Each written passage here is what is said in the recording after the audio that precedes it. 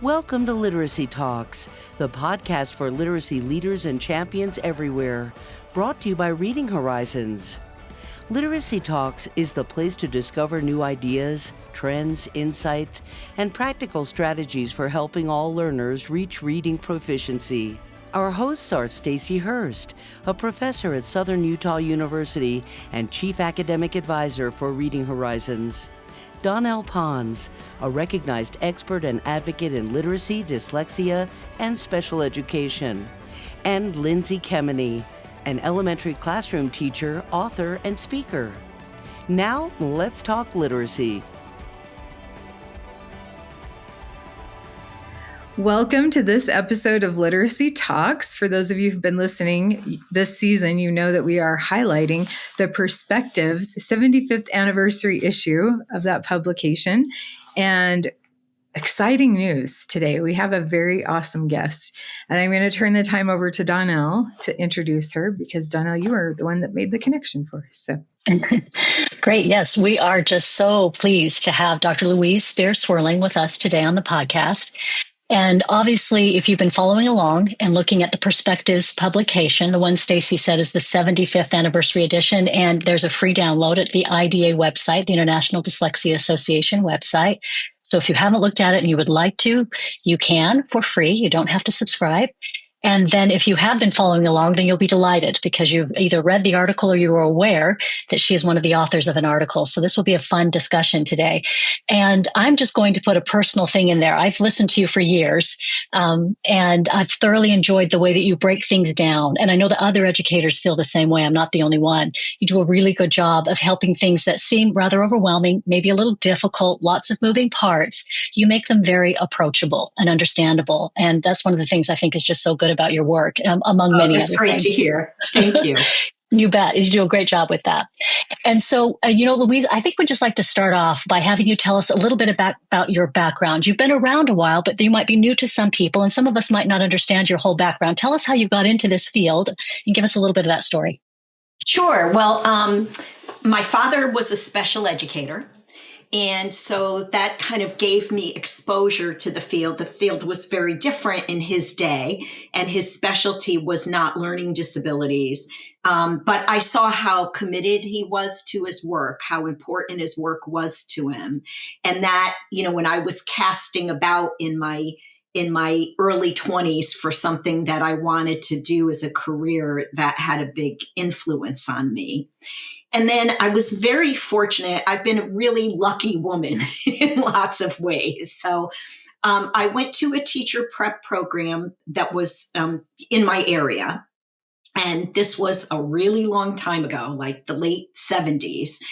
And I was prepared to teach what we would now call structured literacy, which was very unusual for its time. But the woman that headed the program, Elizabeth Gallistel, was very familiar with the Haskins Laboratories researchers like Isabel Liberman and Donald Shankweiler.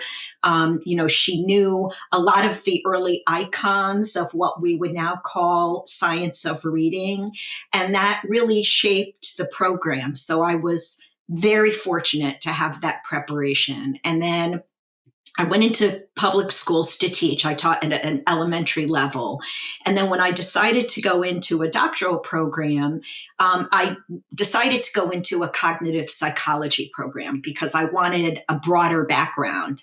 And at the time I started my program, it was just pure serendipity. All of this research on the importance of phonemic awareness in reading, but also cognitive strategies in comprehension, all of that was coming out. And along the way, I was really fortunate to have some great mentors, not only Betty, but my doctoral advisor, Bob Sternberg.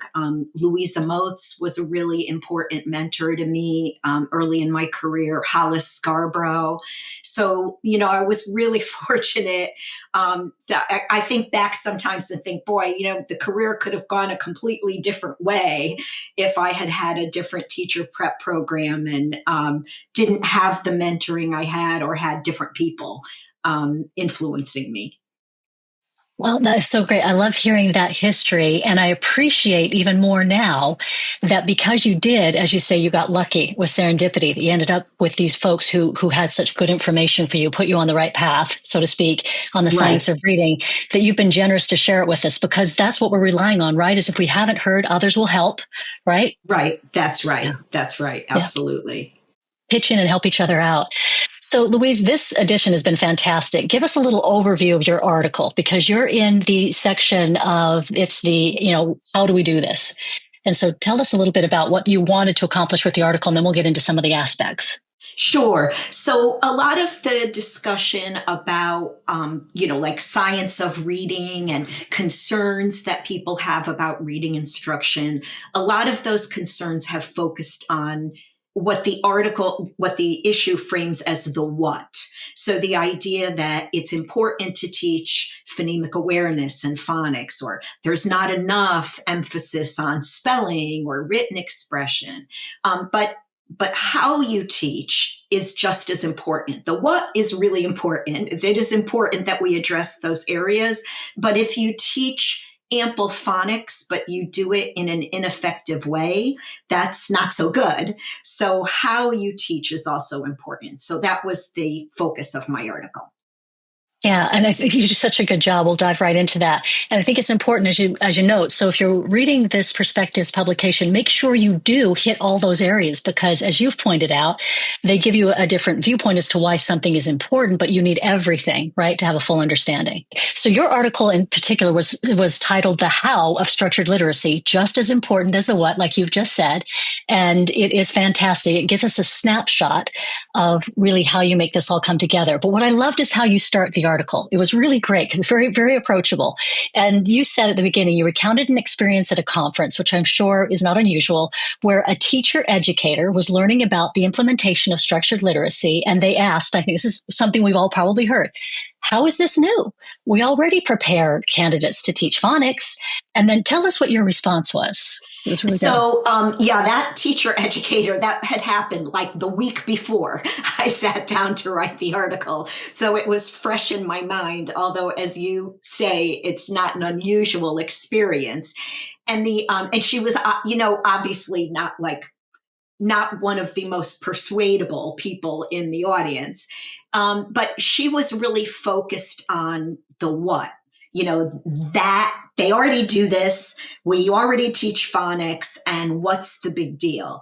And she was probably right. I think most, teacher prep programs do teach at least some phonics, but how it's taught is also really important. And that was the point I tried to make in my response. So, are children being taught phonics in an explicit, systematic way, or is the teaching kind of incidental and haphazard? Is the phonics teaching well integrated with spelling and the books that children have to read, or is it kind of a, separate carve out in literacy, but it's not really integrated? A big problem I see with a lot of phonics teaching is that many teachers have not been trained to give good feedback when children are reading text. So even if phonics is being taught, when children are reading text, if the teacher just gives them the word or encourages them to guess based on pictures, based on sentence context, it kind of undermines the phonics teaching. So all of those were points that I tried to make in my response to this person. I'm not sure I won her over, but I tried. I think I really appreciate that too about the articles, because as you're hitting on these touch points, you speak to each one of these in the article. So if there are people listening and they're saying, oh gosh, I wish I could. Yeah, it's in the article. So we encourage you, even after this conversation, you're going to want to go back and review. And it's nice to have a little roadmap to remind you of the conversation that we've had today. I think that's really great. And structured literacy is interesting because often it's emphasizing the explicit systematic instruction. And your article explores that really well for us, the systematic.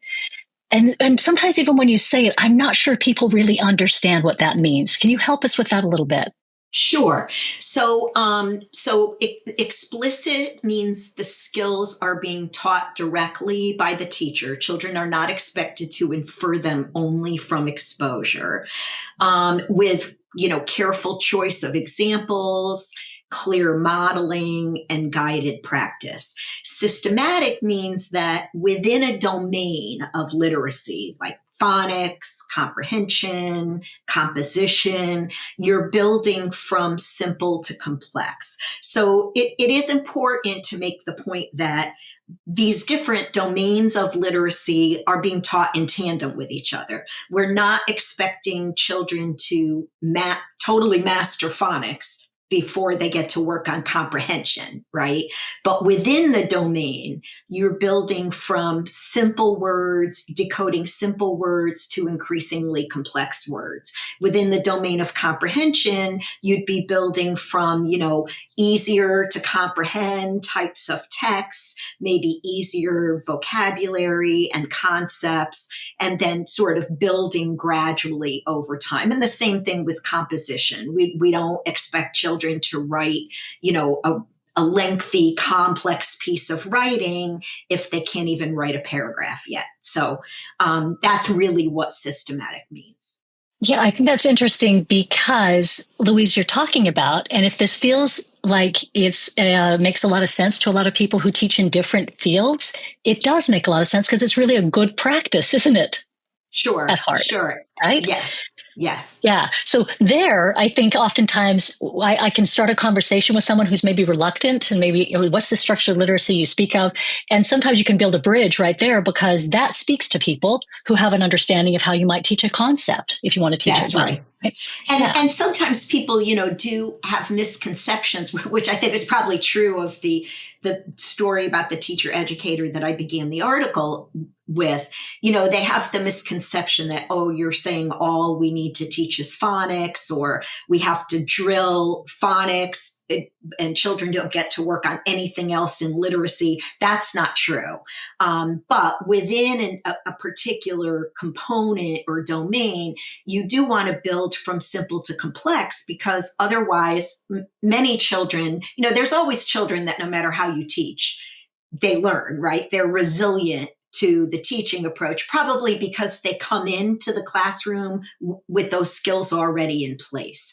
But for the children who have any sort of vulnerability, they're not, if you throw things at them that involve prerequisite skills that they don't have, it's very overwhelming and really increases the odds of failure. So I think of structured literacy as an approach that tries really hard to avoid unintentionally confusing children, and that also teaches in a way that's efficient as well as effective. So, some of these skills like spelling or phonics skills, children might infer it from exposure if you just wait long enough, but it's not a very efficient way to learn important skills. And efficiency is really important if a child is already behind and you have to catch them up.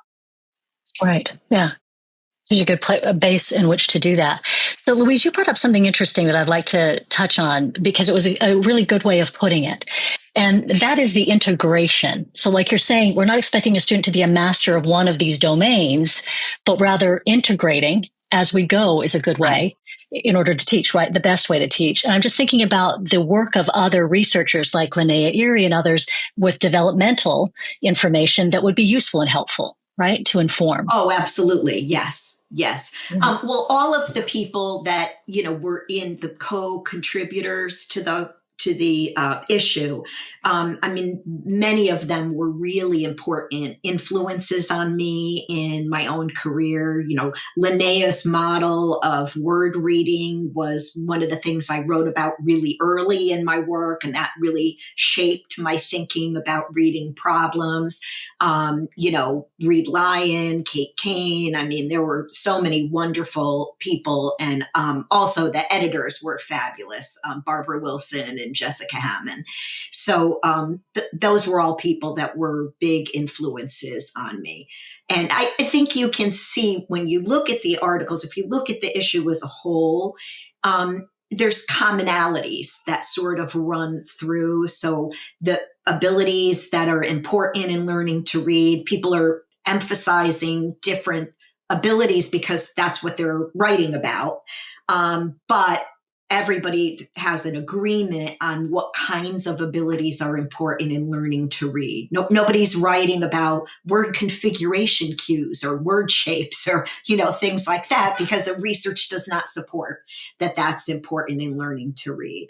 And I think another commonality is a shared belief in the power of instruction to help children who have reading difficulties.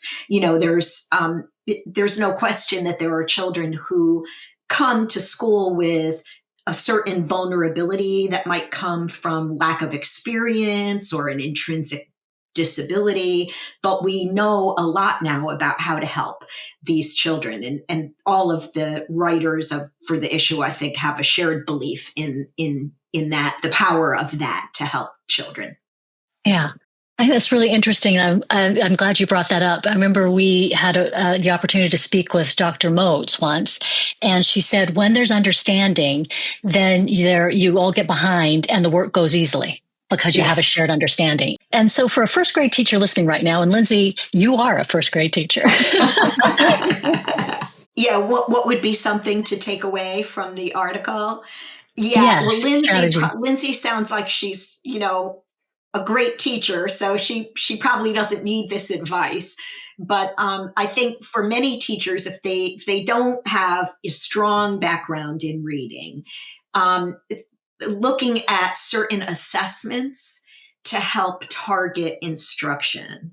So, for example, you mentioned a first grade teacher. For a first grade teacher, looking at criterion reference types of phonics measures, like the core phonics survey, the GE test, there's other measures too, but the kind of measures where words are organized into different phonics categories. So you have, and they're ordered in complexity. So you have the simplest word types, CVC words, and then short vowel words with digraph, short vowel words with blends, and then kind of building up to long words, like words of 2 syllables or more. So that's one way that a teacher could get a handle on, okay, what are the specific phonics skills that I need to teach? And then another example of a good assessment for first grade are CBM measures of oral reading fluency, like Dibbles or Ames Web or Acadian. Some of these measures are available for free download from the web. And for a first grader, you wouldn't usually start the ORF assessment, the oral reading fluency assessment, until the middle of first grade. But in the second half of first grade, that type of assessment, these measures. So for people that might not be familiar with the measure, what children are asked to do is read a passage aloud. And it turns out that that's a really good predictor of overall reading competence at the elementary level, about up through grade 5 or so. And the teacher scores both the percentage of words read correctly and also words correct per minute. And ideally, look for a CBM that gives you separate benchmarks for those two things. So if you have a student who meets the benchmark for accuracy, but not for rate, for words correct per minute, then that's a student who just needs to work on fluency. And that would be very common at a first grade level. So having the student get more practice reading text, reading connected text like short stories and passages and things like that. But if you have a child who's not meeting the benchmark for accuracy, then you want to work on that first, because you can't build fluency until the student is accurate. So again, these are the kinds of measures that are useful because they help the teacher target instruction. You can have great, instructional programs or teaching methods, but if it's not really targeted to what the student needs, it's not going to be helpful. Yeah. And I can answer your question too, Donell. For something I think is important to take away from this article for first grade teachers, there was a part I highlighted and starred, and it says students do not need to master the foundational skills of word recognition before developing their comprehension abilities. And I think that's really important for us lower grade teachers because, of course, we have so much focus now on that, phonics and building those foundational skills, but we can still be working on the other ones right from the beginning. And a lot of that is with read aloud and building the vocabulary and discussions and oral language and all of that. Absolutely. I think for teachers to, a lot of the teachers I've met, they have the idea that read alouds with young children, that's, kind of a warm, fuzzy thing you do to motivate reading. And it is partly, but also, especially if it's combined with explicit teaching about the meanings of words and, other areas of language, it's also got an important instructional purpose. Yeah, I loved that you called that out so nicely in the article. Oh, good. I'm glad. Interested in diving deeper into today's episode and exploring more literacy topics? Join us in the Science of Reading Collective, where we host the Literacy Talks podcast chat. It's the perfect place to share insights, ask questions, and keep the conversation going. But that's just the beginning. When you join the Science of Reading Collective, you're stepping into a vibrant, dynamic community explicitly designed for literacy champions like you. Access decodable texts, sound wall resources, and professional learning in our AI-enhanced community, all brought to you absolutely free. Find us at collective.readinghorizons.com. Join the Science of Reading Collective today and be part of a movement that's eradicating illiteracy. That's collective.readinghorizons.com. And Louise, you also did another thing. You give great profiles. You will take a student, you'll give a profile of a student, and then give some strategies, which I think is always so helpful. But it's some of the best that I've seen when you break it down, because you're really able to picture this student.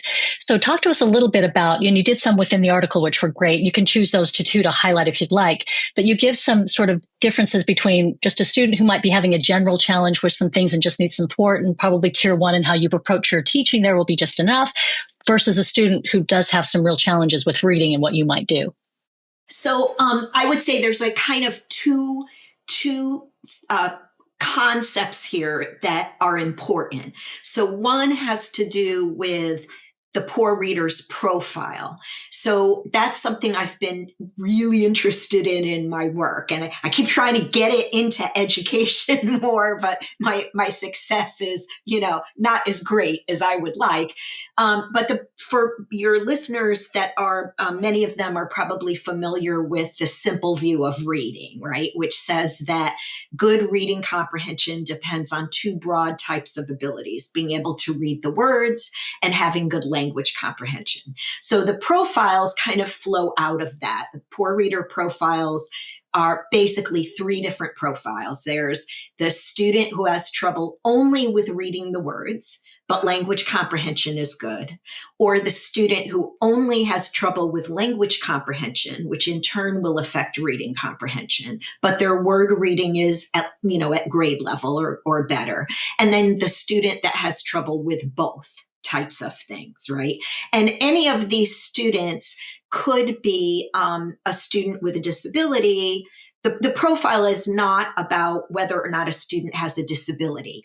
It's about their pattern of strengths and weaknesses. So, for instance, in the type of profile that's called a specific reading comprehension difficulty, a student could have limitations in their language comprehension because they have a language disability, but they could also just lack exposure, like many English learners have that kind of profile, not because they have a disability necessarily, but because they haven't had exposure to English vocabulary and academic language. So what I would encourage teachers to do is first think about the profile. And this is other people that certainly have written a lot about this, like Hugh Katz is one of the people that's written about this a lot in his research. Don Compton, a book that I just published called The Structured Literacy Planner is built around poor reader profiles.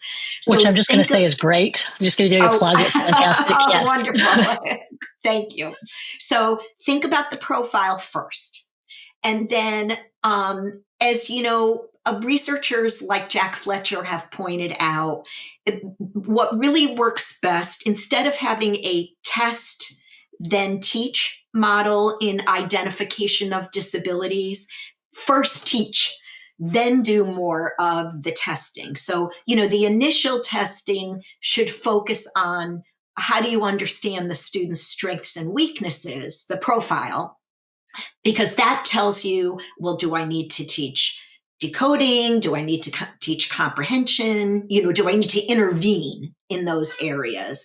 And then the student's responsiveness to the intervention tells you whether there might be a disability. So students with disabilities typically need much more intensity than students who don't have disabilities. Students who have disabilities will learn too, but they often need a smaller group size, more opportunities for practice, more opportunities to respond. So if your school has, a tiered intervention type of model, the children who respond to to tier 2 are probably students, if they're showing evidence that they're on a trajectory to catch up, they're probably not the students who have disabilities.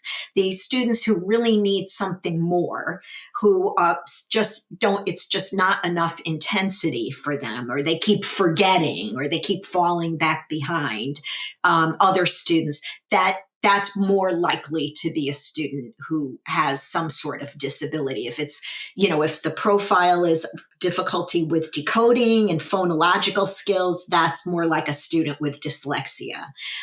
If they have a broader pattern of difficulty, but that is resistant to intervention, then that might be a student with a developmental language disorder or a mixed reading disability, that type of profile. So sort of, two broad concepts. What's the student's profile? And then how responsive is the student to initial levels of intervention? And I know you and Stacy were chatting a little bit before I jumped into this podcast. I know you guys are probably talking about pre-service experiences because you both have taught teachers to be teachers and how to do this work in classrooms.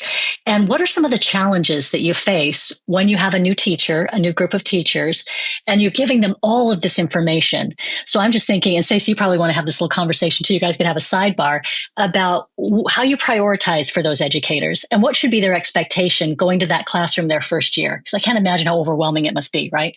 I love the word you just said, prioritizing, because that was one of the most important things I found, both in my work as a teacher educator and also in different policy work, especially here in my state. So I was on a number of panels on, how should teachers teach reading and what kind of test, licensure exam should the teachers take.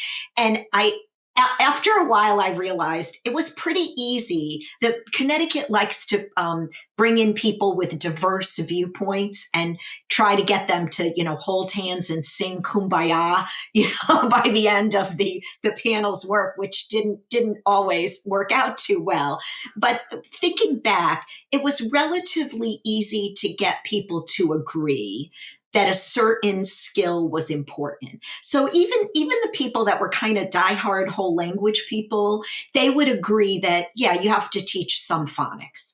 And certainly even people that were strong advocates of phonics would agree, yes, it's important to teach comprehension. The hard part is prioritization. There's only so many hours in a school day, right? And then by extension, if you take it to the teacher prep classroom at the university level, what are the things that are really important for that first year teacher to know? walking into the classroom for the first time. And it does mean you have to make you're not going to do everything equally well. There's going to be, a domain of things that you really want to make sure people are prepared. I would argue that's things like formative assessment, using assessment to improve instruction and intervention, understanding things like basic components of reading and how to teach them. And also, of writing, being able to teach spelling and written expression. And, that's not an exhaustive list, but those are some of the things that would be on my must do list. And then there's some things that, if I'm able to do them, great, like technology. Okay. Some of what's out there in terms of technology, I don't want to make all the tech people mad at me, but is it the number one, the technology is only useful if the teacher's understanding how you use it. And to understand that, you have to have a broader understanding of what abilities are important and how to teach it if you're going to select among good programs. So I think it's, a desirable thing for teachers to learn about, but it's not going to be at the top of my priority list. So, but it's hard. It's a very hard thing. And I remember one time my department chair, who was really a really, really nice person, she would read books, education relevant books, not textbooks, but things that were, popular books about education. And she would say, oh, you've got to cover this in the 435, which was the course where I taught all of the reading stuff. And I would think like, well, how am I going to cover this book? Because there's no time. There's literally no time. And after a while, I just learned to say to her, if you want me to add something new, you have to tell me what I'm taking out. Am I taking out spelling? Am I taking out assessment? I just can't, I can't add one more thing. And so the prioritization issue is huge. So I'm glad you mentioned that.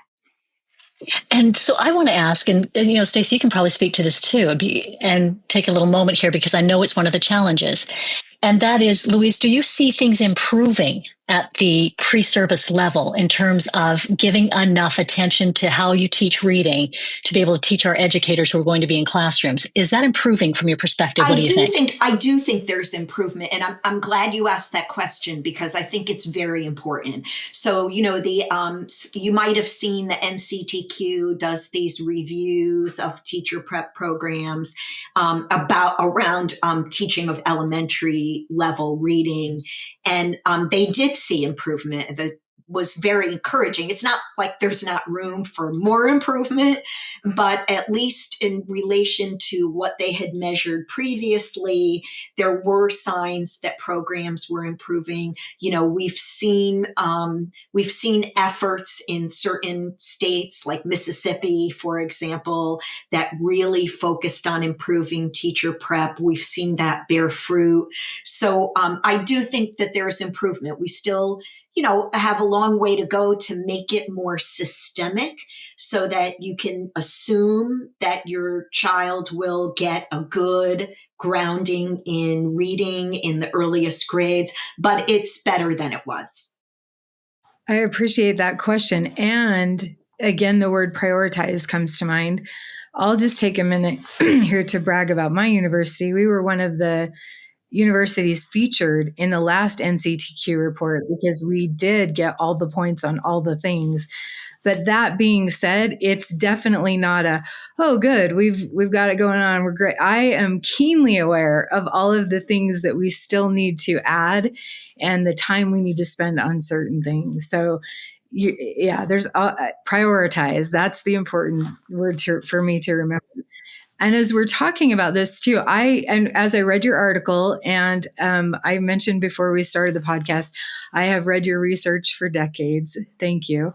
And I think I need to be more explicit in with my pre-service teachers about integrating pedagogy, knowledge of language, and also how somebody learns to read. Like we need to integrate all of that in our teaching added, like you're saying, that knowledge of assessment and how we use that and give feedback.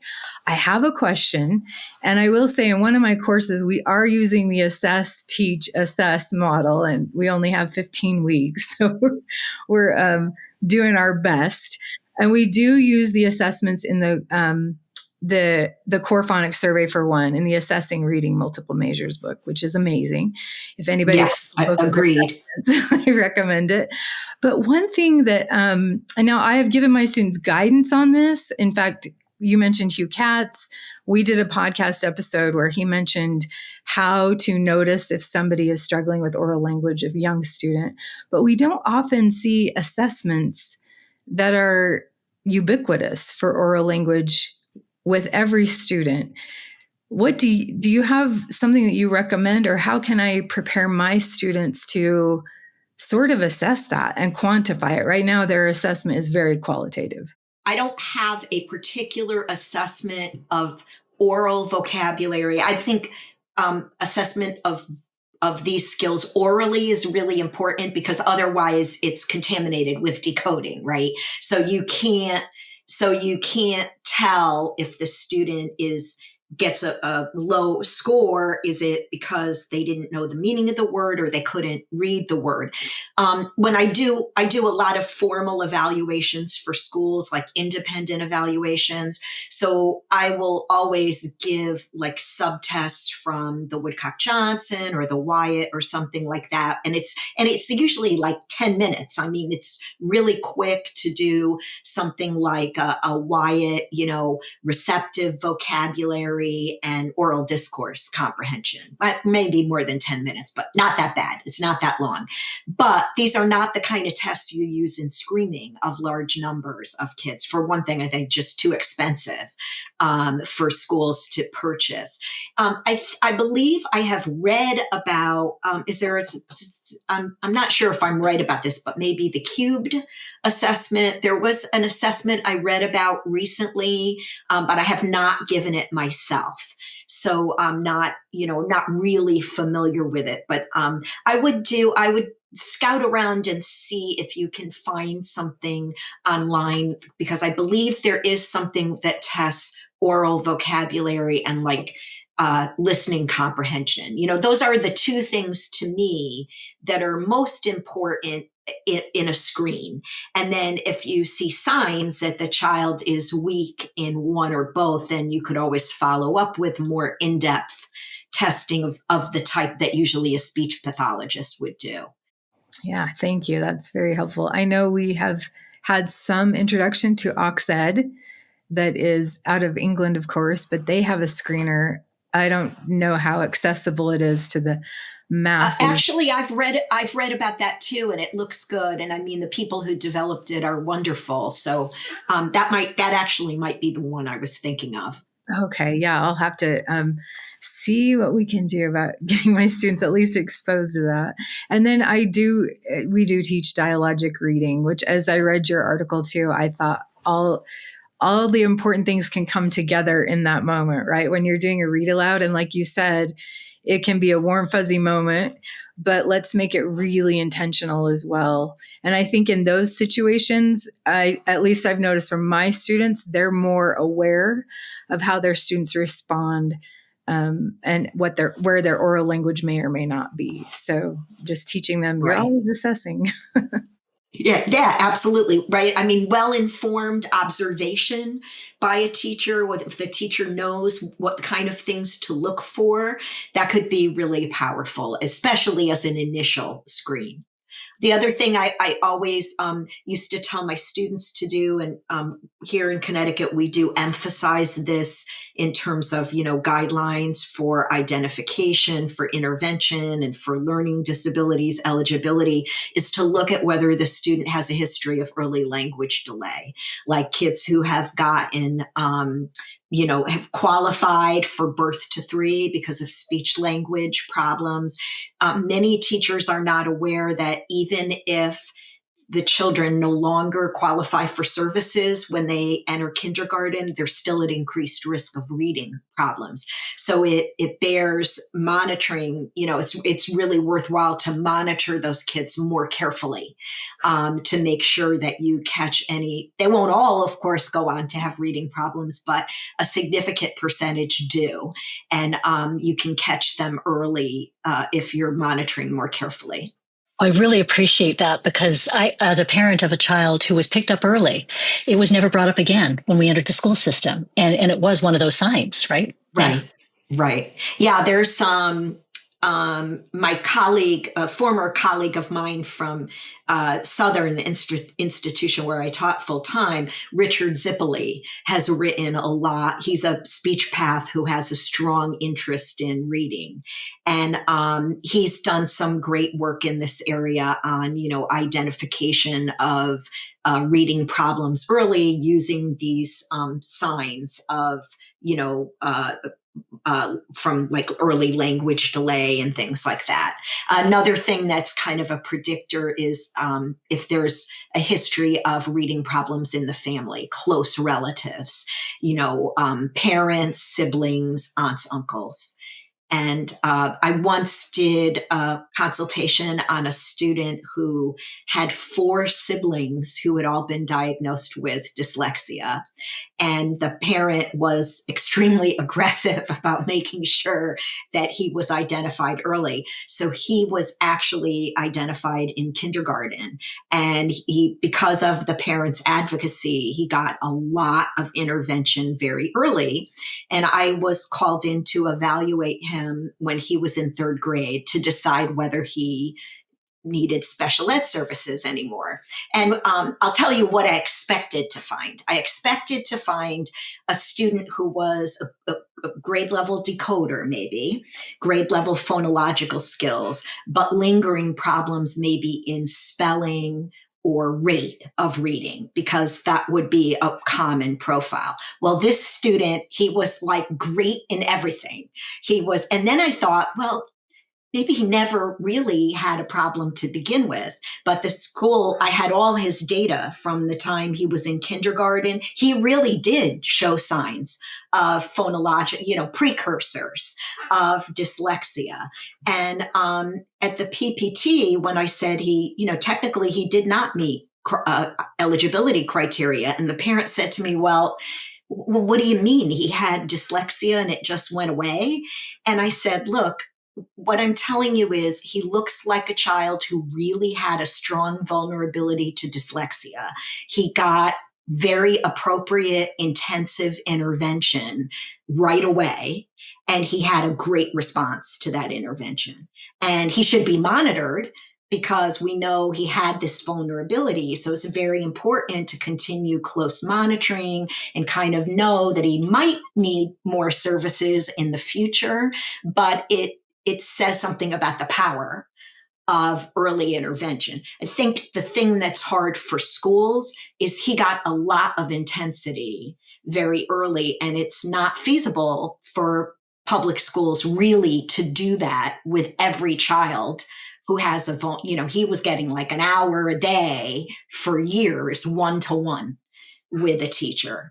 And I know there is research in this area, more research that lets us predict, the level of intensity that a student might need to kind of make it more feasible for schools to meet the needs of a wider range of students. But he was an amazing student. He could spell better than my undergrads. He was, yeah. Fantastic. Like you say, power of good intervention. That's right. Right. Done early and yes. Done with a sufficient level of intensity. So you've really got me thinking about something. As I know we need to wrap up because we've had you for a while. We could go on all day, by the way. This has been fantastic. We are aware you have other things to do.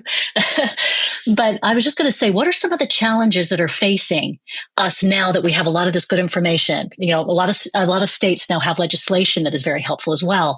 There's more information. More people understand what you mean when you say structured literacy. But what are some of the challenges we face in the future moving forward we should be aware of? I think that maybe this is partly just, the fact that I've had this long-term interest in teacher prep. I still think teacher prep is a major challenge, particularly in relation to pre-service and particularly in relation to general educators who are more often have kind of a, constructivist, don't, explicit teaching is bad, that kind of orientation and making good, although as I said earlier, I do think there's been improvement, making those good teacher prep practices more systemic. So that wherever you go to get your teacher training, just like if you're a doctor, whatever medical school you go to, they're not going to teach you that bad humors in the body cause disease. They're going to teach you about, antiseptic technique and germs and that sort of thing. I think that, doing that is really important. And I think, to kind of credit my teacher prep colleagues, because teacher preparation can be a really challenging job. I found it really rewarding and I never ever regretted going into the field. But there's a lot of challenges in terms of things like my article for Perspectives was on the how. Well, doing the how really requires demonstration, modeling, having candidates work with children under supervision, and there need to be supports for that. And also, ideally, you really need teachers in the field who've been well trained, because you don't want the teacher candidate seeing a teacher who's modeling, guessing at words or word shapes or something like that. So, Louise, this has been delightful. Thank you so much. Oh, my pleasure. I had a great time. It was great talking with you. Yes, thank you. Thank you. And thank you to those of you who've been listening to our podcast. And I know that you will especially love this one. So please join us next time for the next episode of Literacy Talks. Thanks for joining us today. Literacy Talks comes to you from Reading Horizons, where literacy momentum begins. Visit readinghorizons.com/literacy talks to access episodes and resources to support your journey in the science of reading.